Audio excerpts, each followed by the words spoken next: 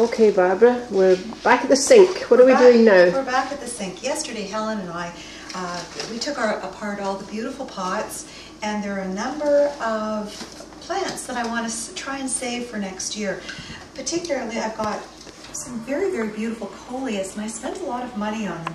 So I'm hoping that I can get some cuttings from these, because coleus are very, very easy, and we will get them to grow. I'm fortunate to have a light table, but you can do this over a refrigerator or just on a kitchen counter. And I'll just go through the process. Okay. I've got soilless mix, which is important, not soil from outside. Right. So you buy soilless mix, and the first thing you do, and I've had to do, is it was really, really like dry. It was almost like dust, wasn't it? It really was. So I've got this lovely bowl here.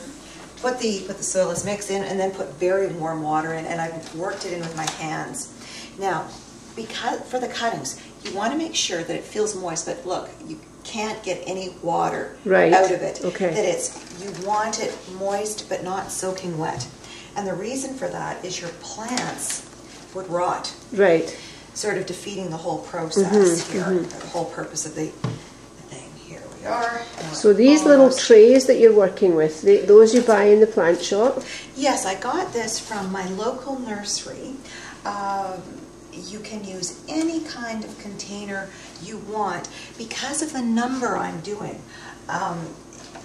It's a little bit easier for me to do this way, but you don't even need the individual 4-packs here. You could just fill up a tray, providing that there's drainage. You could fill up the whole tray and just do it that way, that you don't need the individual. But the individual pots will make it easier when you come to transplant them, won't it? Absolutely. Right. And because of the different varieties of coleus I'm doing, they're going to grow at different rates. So I did have you separate the 4-packs so that I can take them out easily, because there's nothing sadder than just trying to reach and grab and find out that you've ripped one of these little 4-packs, and you end up having to repot it right at that moment. Okay, well, this is fairly dull, but I think we're pretty good here. Okay. All right. Step 1, filled, ready. Now, because this comes from outside,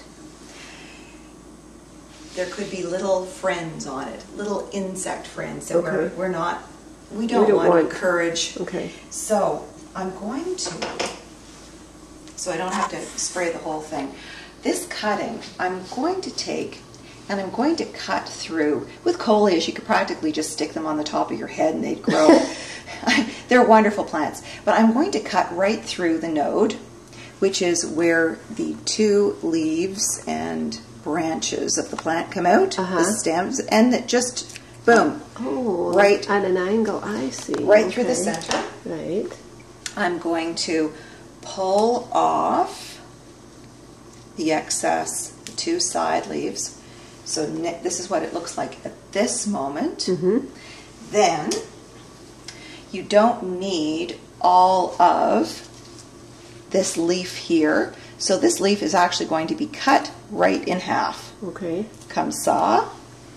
Then the treatment part, I'm spraying, and hopefully the spray bottle, yes, success. This is just probably a tablespoon of, remember you want soap, not detergent.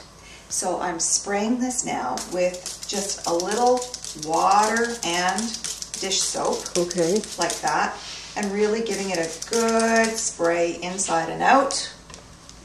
Now, a lot of people spray, but the most important part is washing it off. So I've got... So you're not planting them with soap on them then? No, I've got... Now the sink is just filled with room temperature water. Okay. There we are. So hopefully I got rid of most of them, if not all of them. All right. Now, I've got rooting hormone here.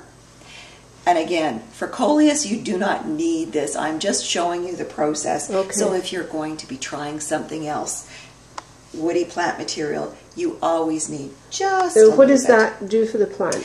What it does, it just helps the plant send down roots, which is what we want. Oh, okay. I know that people say, well, you just put put the coleus in water and we're perfectly fine. So now I'm just taking it, putting it right in the soilless mix. It's just barely touching the bottom, squishing in like that. And that's it. And that's it.